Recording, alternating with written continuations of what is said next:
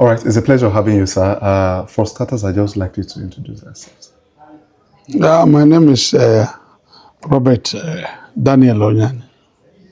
All right, it's a joy to be in your crib, being in small London that you've brought Nigerian Women's Football League into. I don't know how excited are you, looking at how you managed to pull this off, one, securing the bid to host this, and at least being, if not just the second private sector person to probably have mastermind this, after Kunle Shunama did with the Super Six. How do you feel managing to even pull off the hosting right and at least ensuring that, yes, you brought Nigeria to Abia State?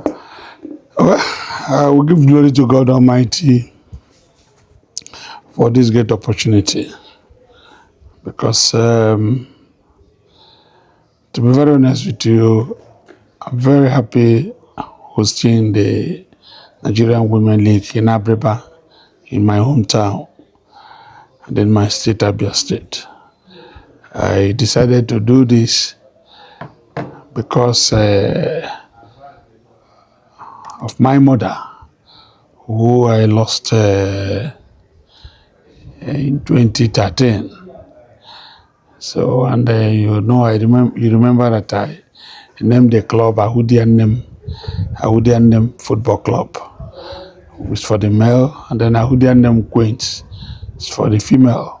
So when the potential arose for us to host it, when we bid it, I knew it's a great opportunity for me to honor my mother, to use it to preach peace to Nigerians, to Abians, and to Abiriba. You see in the stadium, you see the crowd coming out, everybody was happy. So you watch all the matches and see everybody was happy to come. I see about 17 teams from different states of Nigeria coming into Abia State, coming into Abiriba and Tomaya. So I'm happy hosting a National Nigerian Women Football League. Yes, definitely. One will really get fascinated by how you managed to really achieve this with the quality of fan base.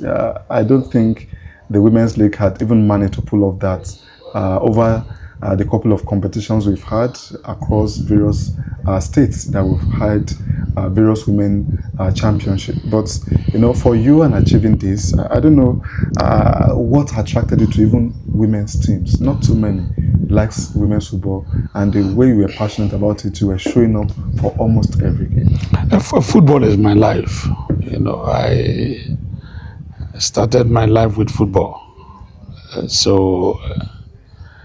With male football and also female football. But I left both 2007 after my stint with Bayelsa United and Bayelsa Queens. So I went into business life and thought I'd forgotten football. So after about 15, 16 years, which was about 3 years ago, I said, no, I have to do something to give back to the society because I started my life with football and also to honor my mother. So that's the only way I can do this, so that this woman that always has been praying for me before when she was on it, and she's always telling me things about peace, things about God, making me to go closer to God. So I said, okay, let me put up a male football team. That I did 3 years ago. 2 years ago, I put up the female team. And we competed in the Abia FA Cup. The first year lost in the final to Enyimba. Then the second year, that first year we beat Abia Warriors and we lost in the final. And in the second year, we beat Abia Warriors. Still at the same time could not get across to the final. So the third year now, we beat Abia Warriors, beat Enyimba and took the trophy. And then both male and female, and as I'm talking to you, we are the champions for Abia State FA Cup for both male and female. Just 3 years information and 2 years regional. 3 years for the male and 2 years for the female. So what an exciting moment. Just 2 years of the female. We are FA Cup champions in Abia State. And then now we are heading to the Premier League. So just happy that God has done it for us. We have to prepare ourselves for what is before us for the Nigerian Premier League. All right, you said it with so much excitement in your face. Yes. And how significant is you gaining this promotion after so much effort and passion you've shown in the game? How significant getting to the Premier League of the women's football? Yes, you know, when you are doing something and you don't get the result, it's always painful. When I started, my target was to play Nigerian Premier League and take the team to Africa. That was my target. That name, Ahudiyannem. Ahudiyannem, that's my mother. Ahudia, my mother. That's just that name, Ahudiyannem. Ahudia, my mother. It's still, you know, the love I have for my mom, for what she has done for me, you know, pushing me closer to God.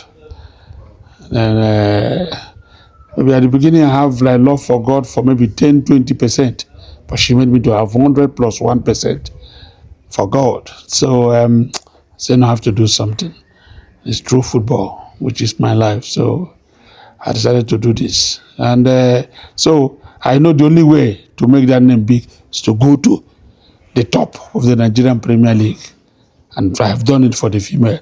It remains for the male. So presently now, I'm happy. Still remain another one to take the male to the Premier League. So 2 of them will be there. And that is what I'm looking for. So I'm happy that the female has done it. It remains the male. All right, definitely I know with this kind of ambition that you do have, I don't know, looking at the long-term vision for this women's team, and like you said, going on the continent, the women's game is also giving a massive value in terms of revenue, just like the men in Africa, considering what Edo Queens did last year. Just finishing fourth, they go back not fewer than 500 million naira, 100 million naira in terms of benefits from just reaching the fourth place. With the women's team that you've set up and they're in the Premier League, what is your long-term vision with this women's team? To go to the continent. To be very honest with you, Ahudiyannem Queens Football Club has come to stay. And if you tell somebody the last 2 years that we will be in the Premier League, that he won't believe it. So we've just done it. And we thank God Almighty that we are here today and that we are planning and continue to plan how we will make the club achieve the aims of the founder. What are those my aims? To win more trophies. More trophies in Nigeria, in Africa. And at the same time, raise talents. You know, there's some hidden talents, so we want to bring them out. You know, go to deep to the grassroots, get quality players out, and then expose them into Africa and into other parts of the world. So when that is happening, they will ask, where are these players coming from? Ahudiyannem Queens of Abiriba. And I'll be happy. When you are sitting, you watch this is my player. This one is my player for Ahudiyannem Queens. I'm just happy. This one is for Ahudiyannem Queens. Just like other big players are playing, and they mention their clubs. So soon we'll be hearing that from Ahudiyannem Queens of Abiriba. And that Abiriba you hear, I'm over happy. You know. Yeah, talking about Abiriba, as much as I also feel very appreciable of one, how you've put this Abiriba on the map. Anybody who is following us across various social media globally is seeing the name Abiriba. You know, not many knew how similar this town is, especially not just in Abia State, but also in the southeast. You know, for me, it's just the first time I was hearing that name and understanding that it's home to the billionaires of Abia State. And for you, I don't know, you understand the level women's football is in Africa, the poor visibility and opportunities to women. I don't know, what difference do you really want to, how far do you want to go to really make sure that you make a difference, just like you've already said, honoring your mother? You see, football in Africa presently, you can't compare it with what is happening in Europe or the part of the world. But with what is going on in Morocco every year by CAF, you see, level has changed. It's no more like when they win the Nigerian Women League, the players are just there. Now, everybody wants to win it so that they can compete in the Women's Champions League. I'm sure in the next 1 or 2 years, they'll bring another competition, maybe Women African Confederation competition, like they have that of the male.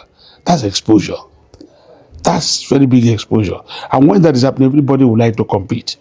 Everybody will be happy to compete. And when they are competing, you are exposing them. You are exposing them. Unlike when they just play, we see players play and then they will just go and sit down after winning the Nigerian League. But for us in Ahudiyannem Queens, we've just started. And the first thing is the stadium. We are trying to work on it. Hopefully when you come there next year, you see a different thing. So last 2 years, it wasn't like this. Some of us who know the place, and if you ask some few people that have been coming there, they will tell you what we have done in the last 2 years. By next year, maybe when you come here, you will see a different thing in the stadium. And we're also planning to open an academy, so where the young players will be nurtured, both male and female. We are working on it. Work is ongoing. Hopefully within the next 12 months, it will be ready. So we will do our own, we'll play our part to help in the development of the game. Just like what is available in Europe, we will do that.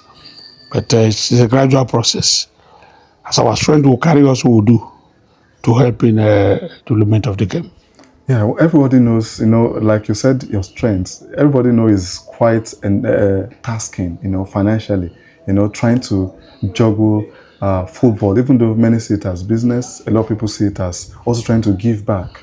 And like you're also trying to also showcase, not just show respect for your mother, showcase a big community like Abiriba. Definitely, how challenging is it for you? Well, I know you're close to your friend. But let me tell you. Likes of Shunam, No, nobody forced me to eat. It's something I love. It's something I love doing. Some people will go and buy drinks. It's what they enjoy. They will take it. Nobody force them. This is what I enjoy doing. So I love it. Do you understand? That's why I say as my strength will carry me, I will do all I can. I know the system. I know how it works. I will do and I give my best to it. And then the result will start coming. I know it will not start just today. I'm sure hopefully in the next couple of years, results will be coming out. And when the results are coming out, the financial dividend will also come in. But at the beginning, you must have the mind to work. If you don't know anything about football, it will be very tasking to you. I know how it goes. I know how it works. And I will gradually follow it like that. I know by the end of the day, the good results will come in. The financial dividend will also come in. It will come. Definitely it will come. All right, with your rich experience now, understanding where you come from, being involved with football, yes, even before you now coming back or going into business, definitely I know you are familiar with the football terrain, the Nigerian football ecosystem.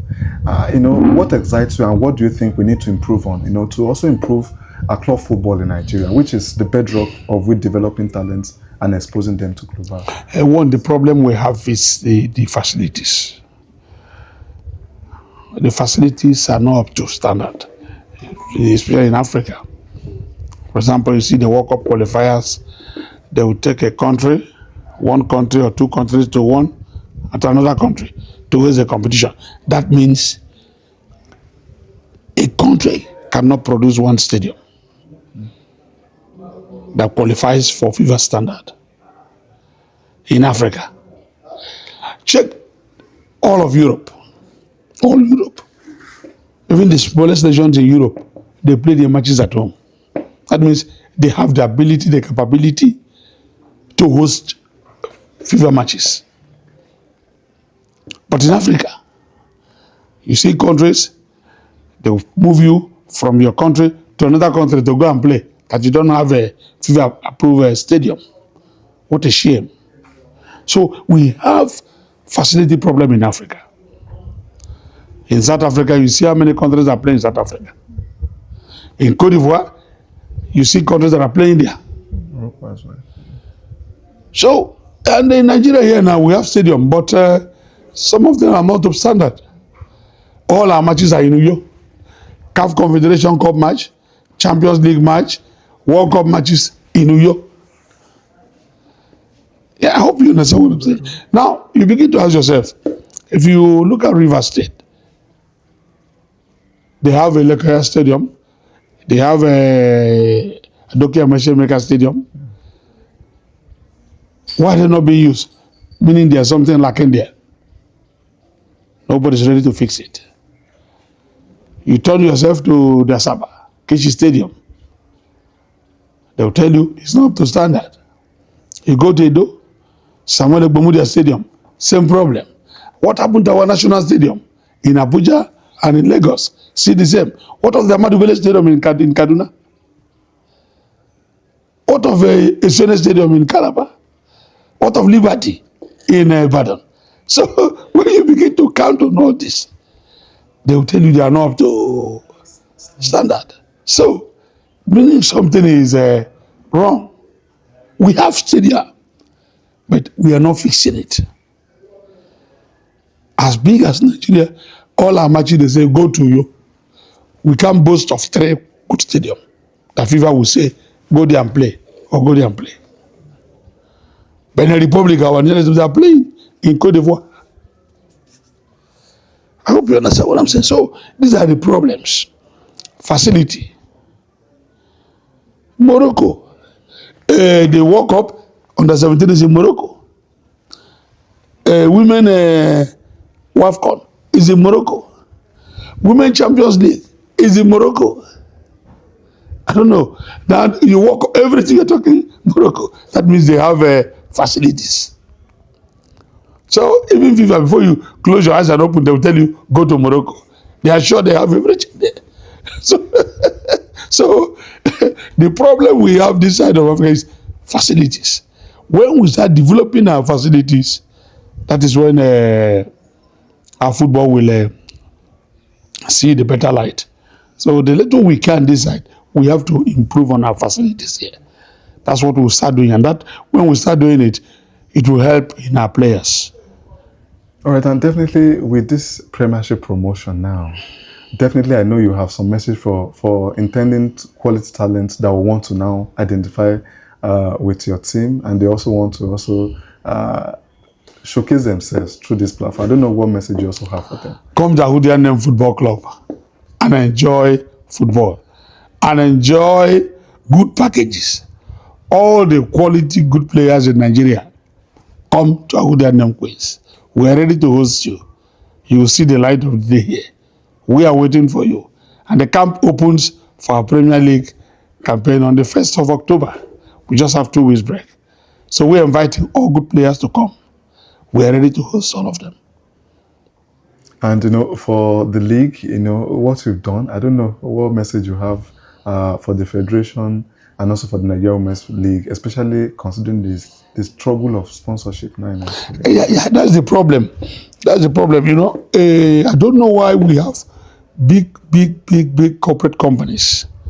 No one is ready to identify with Nigerian Women Football League, even the Nigerian League.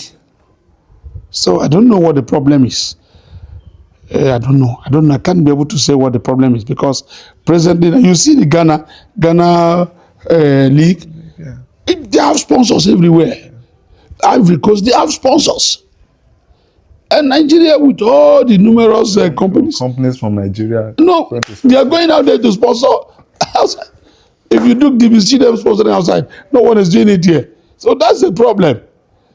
That's the problem. And I feel it. I feel worried about it. And it's disturbing. It's disturbing. And that is the problem to the organizers of the league because they will always find it at every end of the year to organize competitions like what they have just done here in Abiriba. It's very difficult for them.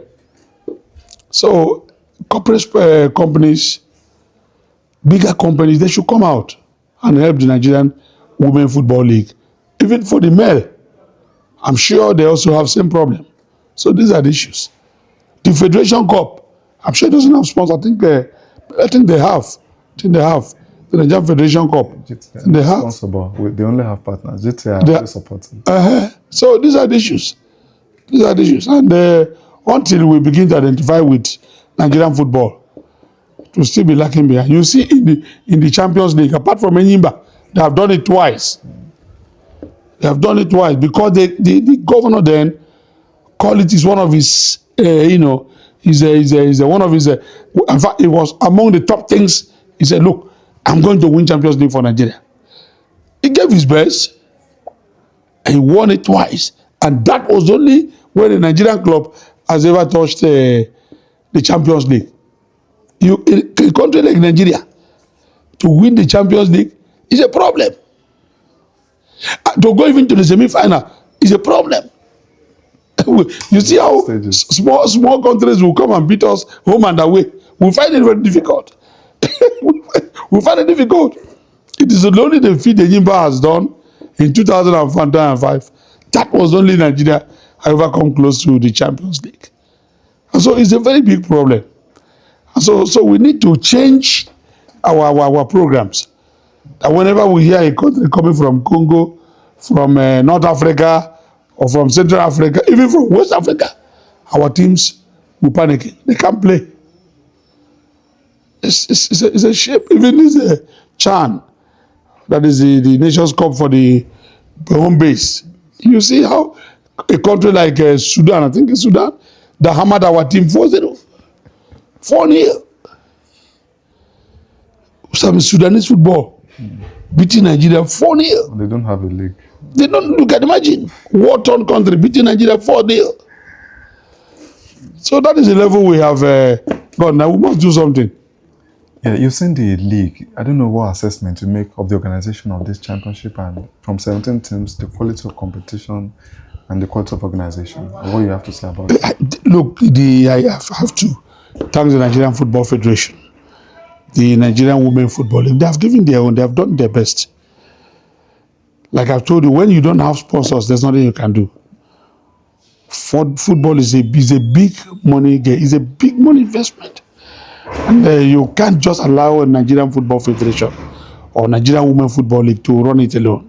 There must be sponsors if we want to get result. There must be sponsors. There must be sponsors if we must change the whole thing. When they are not sponsored, it's very difficult for them to get any result. Even as we are competing in the World Cup, we can't rely only on, there must be corporate sponsors, to support whatever federal government is doing, during our World Cup qualifying matches. And I'm not sure there's any sponsor during these World Cup qualifying matches. Now we are praying for Mr. A to lose, or Mr. B to lose, or this to happen before we qualify for World Cup. When will this change? So these are not a good one for us. Yeah, but now talking about Nigerian football, which you're very conversant with, what would you say these problems are stem from? Many blame it on players, many blame it on administration with this change of coaches and what have you. Especially considering this World Cup, which is everybody know the Super Eagles is our biggest brand across all sports. But unfortunately, we are struggling to have a grasp of how to manage this thing. How can you blame the administrators? Or how can you blame the leadership of Nigerian Football Federation? You cannot blame anybody. You can't blame them. Let me give you an example. How many draws did we play in Nigeria? About 3. Was it the administrators that played the draw?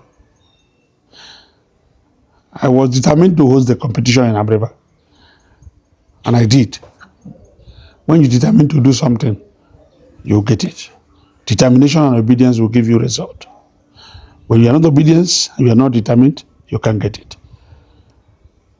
You can't blame the leadership whether of the country, whether of the NFF. No, it's not them. They have done everything, buy tickets, bring the players, Just like other countries are doing. They have the fever break, 3-4 days they give them. And then when they come, other countries perform, they don't perform. When you don't have that two elements, obedience and determination, the result will be far away from you. How many days did we have when we got the bidding when we got the not to host? It was only 7 days. We're determined to do it, and we did it. We got the bid, and we bid it, and we did it, and you have seen the result. So when you are determined to do something, you get it. The question is, our players, are they determined to play for Nigeria? Do they know the importance? Do they know the importance of playing for Nigeria? Determination gives you quality result. Obedience to who? To the game. The game needs determination. When you are playing a country from Rwanda, from Lesotho, from Zimbabwe, from Benin Republic, you cannot get 12 points. Nigeria. So you are blaming who? I'm asking you now, Mr. Journalist. You play Zimbabwe. Nigeria. Playing Zimbabwe. Playing Lesotho. Playing Rwanda. Playing Benin Republic. They can't get 12 points. This is 4 countries. 3 times 4, 12 at home. And then still go to a place and get draw or win. You are now looking at somebody to lose. Then your permutation will be Mr. A to lose. Then you will qualify. And you are blaming who? Blame yourself. The players. Lack of determination. If you know the importance of the World Cup, when you go to the field, you win. You understand? I blame the players. I can't blame anybody. It's the players. If they know the importance of what they are doing, go to the field, be determined, you get it. You're a journalist. You say, you want to interview me, I shall come here. If you don't want to do it, you stay the way you are. When you are determined to do, you came from Abuja. You want to cover the match. And you are here. You have to get the result here. So that when you go to Abuja, you will send it to the whole nation or to the whole world. Somebody will fly from different places, 6 hours, 8 hours, and come down to you to play for Nigeria. They will come and draw. Then you go to you say when you go to that place, you win. There's no determination. They are not determined to go to World Cup. When you are determined, you will get result. You know what determination is. When we talk about it, it's very simple, but when you are not determined, the result will not come. Determination, you have to extra strength. Extra strength. Extra strength. That's where determination comes in. So they don't, I don't know how to put it, whether they are, at least whether they wanted to go to the World Cup or they don't want to go to World Cup. It's left for them. If they want to go to the World Cup, then when World Cup qualifying matches starts next time, they must be determined to win and get your results at home right. And then when you go at home, put your opponent under pressure. Either you win the person and get draw. It will count by the end of the day. Now when it is 2 matches, you are counting this man will lose, then you will win, you do this and that. Every time we are doing that. So it's totally wrong, my brother. It's totally wrong. I can't blame any leader for that. It's not a leadership problem. It's the players. They are not determined. The players, they know. When they are determined, they know what to do. All right, thank you very much. I really appreciate you. And I don't know if you have any words for the fans of the club and those who have also followed the championship, if you have any kind of message for them. Oh, I thank all of them. They have all done well. They have done well coming out to support our team to victory, coming out to watch Nigerian Women Football League. This is the first time it's been hosted in the southeast part of Nigeria. Nigerian Women Football League has not come to this part of the country. This is the first time. And by an individual being hosted in Abiriba, we've done it. So we thank God for doing it for us. We give glory to him. May his name be praised. We worship him, we adore him for all that he has done for us. We thank him. And all the fans, we say thank you. Thank you for supporting us to Votri. Thank you for coming to watch Nigerian Women Football League. See you next year. Hopefully by the time our stadium will be ripe, we will also go to bid for the Super Six. Let us show Nigerians more of the Abiriba culture, what Abiriba is made of. A town blessed with too many good things. We believe in ourselves. We thank God for this day. Thank you very much, sir.